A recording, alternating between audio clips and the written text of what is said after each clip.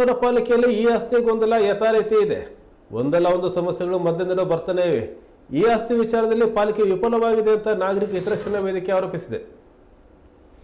ಈ ಕುರಿತು ಪತ್ರಿಕಾಗೋಷ್ಠಿ ನಡೆಸಿದ ವೇದಿಕೆಯ ಕೆವಿ ವಸಂತಕುಮಾರ್ ಅವರು ಚೆಕ್ಬಂದಿ ಮತ್ತು ಕರ್ನಾಟಕ ಮುನ್ಸಿಪಲ್ ಡೇಟಾ ಸೊಸೈಟಿ ತಂತ್ರಾಂಶಕ್ಕೆ ಶಿಫ್ಟ್ ಮಾಡಿ ಆಸ್ತಿಗಳನ್ನು ಅಪ್ಲೋಡ್ ಮಾಡೋಕ್ಕೆ ಸರ್ಕಾರದ ಸುತ್ತೋಲೆ ಇದೆ. ತಪ್ಪಿದ್ದರೆ ತಿದ್ದುಪಡಿ ಆಗಬೇಕು, ಒಪ್ಪಿಗೆ ನೀಡಿದರೆ ಅಪ್ಲೋಡ್ ಆಗಬೇಕು. ನಮ್ಮನ್ನ ದಾಖಲಾತಿ ಕೇಳುವ ಅವಕಾಶವೇ ಇಲ್ಲ ಅಂತ ಹೇಳಿದ್ದಾರೆ. ಶಿವಮೊಗ್ಗ ನಗರದಲ್ಲಿ 1,07,000 ಆಸ್ತಿ ಇದೆ. ಅದರಲ್ಲಿ 68,000 ಈ ಆಸ್ತಿ ಆಗಿಲ್ಲ. ಇದನ್ನ ಕನಿಷ್ಠ 6 ತಿಂಗಳು ಮುಂದೆ ಹಾಕಬೇಕು ಅಂತ ಹೇಳಿ ವಸಂತಕುಮಾರ್ ಒತ್ತಾಯ ಮಾಡಿದ್ದಾರೆ. 2016ರಲ್ಲಿ ಈ ಸ್ವತ್ತು ಪ್ರಕ್ರಿಯೆ ಪ್ರಾರಂಭವಾಯಿತು. ಸುಮಾರು 2022ರಲ್ಲಿ ಎಲ್ಲ ಪಾಲಿಕೆಗಳಿಗೆ ಕಡ್ಡಾಯವಾಗಿ ನಿರ್ದೇಶನ ಕೊಡಲಾಯಿತು, ಈ ಆಸ್ತಿ ಮಾಡೋದಕ್ಕೆ ಪ್ರಕ್ರಿಯೆ ಪ್ರಾರಂಭ ಮಾಡಬೇಕು ಅಂತ. ಏನು ಹೇಳಿದ್ರು ಅಂದರೆ, ನೀವು ಸ್ಥಳಕ್ಕೆ ಹೋಗಬೇಕು, ಆ ಸ್ಥಳದ ಆಸ್ತಿಯ ಫೋಟೋ ಯಾರು ಇದ್ದಾರೆ ಅವರು ಓನರ್ ಫೋಟೋದೊಟ್ಟಿಗೆ ನೀವು ಅದಕ್ಕೆ ಆಸ್ತಿಗೆ ಲಿಂಕ್ ಮಾಡಬೇಕು. ಋಣಭಾರಗಳಿದ್ರೆ ಅದರ ಮಾಹಿತಿ ಇದ್ರೆ ಲಭ್ಯ ಇದ್ರೆ ಹಾಕಿ ಅಂತಕ್ಕಂಥದ್ದನ್ನು ಹೇಳಿದ್ದಾರೆ. ಚೆಕ್ ಬಂದಿಗಳನ್ನು ಹಾಕಿ ಅಂತ ಹೇಳಿದ್ದಾರೆ. ಇನ್ಯಾವುದೇ ದಾಖಲೆ ಕೊಡಿ ಅಂತ ಯಾವುದೇ ಸುತ್ತೋಲೆಗಳಲ್ಲಿ ಹೇಳಿಲ್ಲ. ಇರುವ ದಾಖಲೆಗಳು ಪಾಲಿಕೆ ಒಟ್ಟಿಗೆ ನಮ್ಮ ಖಾತೆ ಆಗ್ಬೇಕಾದ್ರೆ ಎಲ್ಲ ದಾಖಲೆಗಳನ್ನು ನಾವು ಕೊಟ್ಟಿದ್ದೀವಿ. ನಮ್ಮ ಖಾತೆ ಆಲ್ರೆಡಿ ಖಾತೆ 1 and 2 ರೆಡಿ ಇದೆ. ನಮ್ಮ ಆಸ್ತಿ ವಿವರ ಅಷ್ಟು ಬರುತ್ತೆ.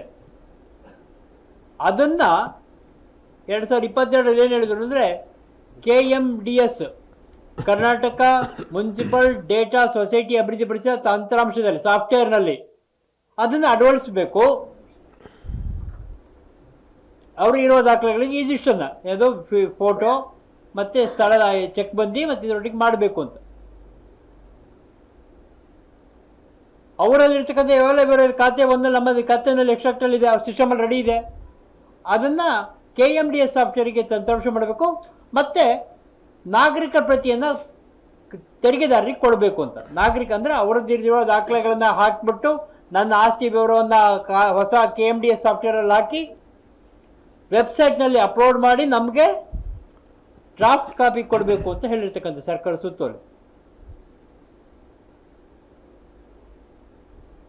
ನಾವು ಅದರೊಳಗೆ ಏನಾದ್ರು ನನ್ನ ಎಕ್ಸ್ಟ್ರಾಕ್ಟಲ್ಲಿ ತಪ್ಪಿದ್ದು, ನನ್ನ ಆಸ್ತಿ, ನನ್ನ ಹೆಸರು, ನನ್ನ ತಂದೆ ಹೆಸರು, ನನ್ನ ಆಸ್ತಿಯ ಉದ್ದ, ಅಳತೆ, ಚೆಕ್ ಬಂದಿ ಏನಾದ್ರು ತಪ್ಪಿದ್ದೀನಿ, ಅದು ನನ್ನ ದಾಖಲೆ ಕೊಟ್ಟು ತಪ್ಪುಗಳಿಲ್ಲ ಹೋದ್ರೆ ಅದು ಮೊದಲು ಸರಿ ಇದ್ರೆ ನಾನು ಒಪ್ಪಿಗೆ ಕೊಟ್ಟರೆ ಮುಂದಕ್ಕೆ ಹೋಗ್ಬೇಕು. ಈ ಸ್ವತ್ತು ಆಟೋಮೆಟಿಕ್ ಆಗಿ ಆಗಬೇಕು. ಇದು ಅವರ ಪ್ರಕ್ರಿಯೆ ಪ್ರಾರಂಭವಾಗಿರತಕ್ಕಂಥ ರೀತಿ. ಇಲ್ಲಿ ಶಿವಮೊಗ್ಗದಲ್ಲಿ 2022ರಿಂದನೂ ಕಡ್ಡಾಯವಾಗಿ 2016ರಿಂದನೇ ಶುರುವಾಗಿದೆ. KMDS ಸಾಫ್ಟ್ವೇರ್ ಅಲ್ಲಿ ಹಾಕಬೇಕು 2022 ಸುತ್ತೋಲೆ ಬಂದಿದೆ. ನಮ್ಗೆ ಗೊತ್ತಿರೋ ಪ್ರಕಾರ, ಮಾಹಿತಿಯ ಪ್ರಕಾರ KMDS ಅಭಿವೃದ್ಧಿಪಡಿಸಿದ ಕರ್ನಾಟಕ ಮುನ್ಸಿಪಲ್ ಡೇಟಾ ಸೊಸೈಟಿ ಅಭಿವೃದ್ಧಿಪಡಿಸಿದ ತಂತ್ರಾಂಶದಲ್ಲಿ ಯಾವ ಈ ಸ್ವತ್ತನ್ನು ಅಳವಡಿಸಿಲ್ಲ ಇದುವರೆಗೂ. ಅದನ್ನ ಮುಟ್ಟೇ ಇಲ್ಲ, ಸಾಫ್ಟ್ವೇರನ್ನೇ ಬಳಸಿಲ್ಲ ಇಲ್ಲಿವರೆಗೆ. ಈಗ ಕೇಳಿದ್ರೆ, ನಿನ್ನೆ ಮೊನ್ನೆ ಶಾಸಕರಿದ್ರೊಳಗೆ ಕೇಳಿದರೆ, ಸರ್ MRS ತಂತ್ರಜ್ಞಾನ ಅಂತಿದೆ ಸರ್, ಅದರೊಳಗೆ ಹಾಕಿದ್ದೀವಿ ಅಂತ.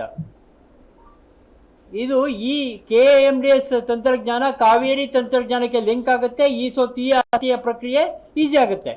ಇದು ಲಿಂಕ್ ಆಗದೆ ಹೋದರೆ ಇಲ್ಲಿವರೆಗೆ ಪಾಲಿಕೆ ಏನು ಈ ಸ್ವತ್ತು ಕೊಟ್ಟಿದ್ದಾರೆ ಏನು MRS ತಂತ್ರಜ್ಞಾನದಲ್ಲಿ ಸಂಪೂರ್ಣ ವಿಫಲ ಆಗುತ್ತೆ, ವೇಸ್ಟ್ ಆಗುತ್ತೆ ಅಂತ ಒಂದು ಸ್ಥಿತಿಗೆ ಶಿವಮೊಗ್ಗ ಬಂದು ನಿಂತ್ಕೊಂಡ್ಬಿಟ್ಟಿದೆ. KMDS ಸಾಫ್ಟ್ವೇರಲ್ಲಿ ನಮಗೆ ತೋರಿಸ್ರಿ, ನಮ್ಮ ಖಾತೆ ಎಕ್ಸ್ಟ್ರಾಕ್ಟ್ ತೋರಿಸ್ರಿ, ಡ್ರಾಫ್ಟ್ ಕಾಪಿ ತೋರಿಸ್ರಿ ಅಂದರೆ 25 ಫೆಬ್ರವರಿ ಮೇಲೆ ತೋರಿಸ್ತೀವಿ ಅಂತಿದ್ದಾರೆ ಇವತ್ತು.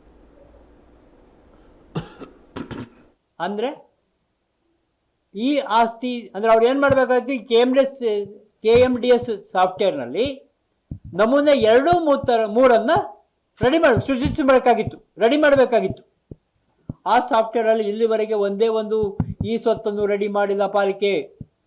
ಗೊಂದಲ ಇವರು ಮಾಡ್ಕೊಂಡಿರ್ತಕ್ಕಂಥ ಖಾಸಗಿ ಸಾಫ್ಟ್ವೇರ್ಗಳು ಯಾವತ್ತೂ ಕೂಡ ಸರ್ಕಾರ ಖಾಸಗಿ ಸಾಫ್ಟ್ವೇರ್ ದಾಖಲೆಗಳನ್ನು ಒಪ್ಪಲ್ಲ.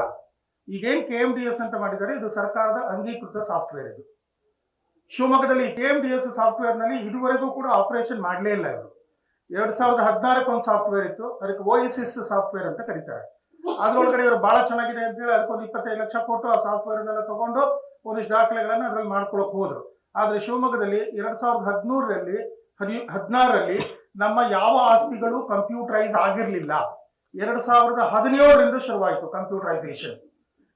ನಾವೇನು ಇವತ್ತು ನಮೂನೆ 2, ನಮೂನೆ 3 ಎಲ್ಲ ತಗೊಳ್ತಾ ಇದೀವಿ, ಅಥವಾ ನಮೂನೆ 1 ಅಂತ ಏನ್ ಕೊಡ್ತಾರೆ ನಮಗೆ, ಟ್ಯಾಕ್ಸ್ ಕಟ್ಟಬೇಕಾದ್ರೆ ಎಷ್ಟು ಟ್ಯಾಕ್ಸ್ ಅಂತ ಹೇಳಿ ಏನ್ ತರ್ತೀವಿ ನಾವು, ಆ ಡಿಮ್ಯಾಂಡ್ ರಿಜಿಸ್ಟರ್ ಇಂದ ಅಂದ್ರೆ ಕಂಪ್ಯೂಟರ್ ನಲ್ಲಿ ಕೊಡ್ತಕ್ಕಂಥ ನಮೂನೆ 1.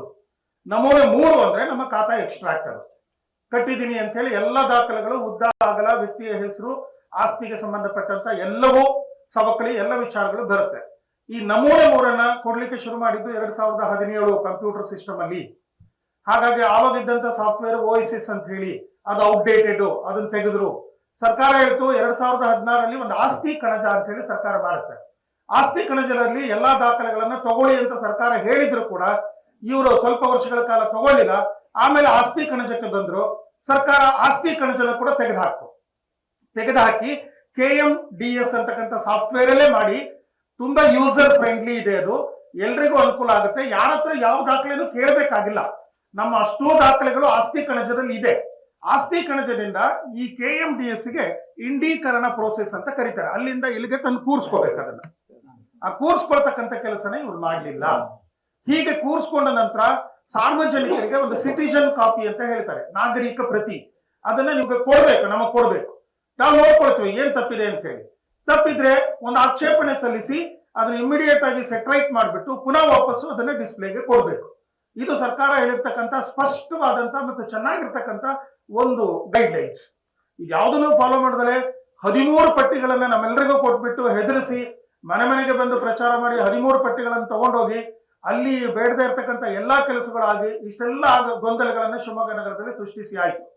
ನಾವೊಂದು ಮೀಟಿಂಗ್ ಮಾಡಿ ಇದೆಲ್ಲವನ್ನ ಅವ್ರ ಗಮನಕ್ಕೆ ತಂದಾಗ ಈಗ ಒಪ್ಕೊಂಡಿದ್ದಾರೆ. ಸರ್ 25/2 ನಂತರ ಸರ್ಕಾರದಿಂದ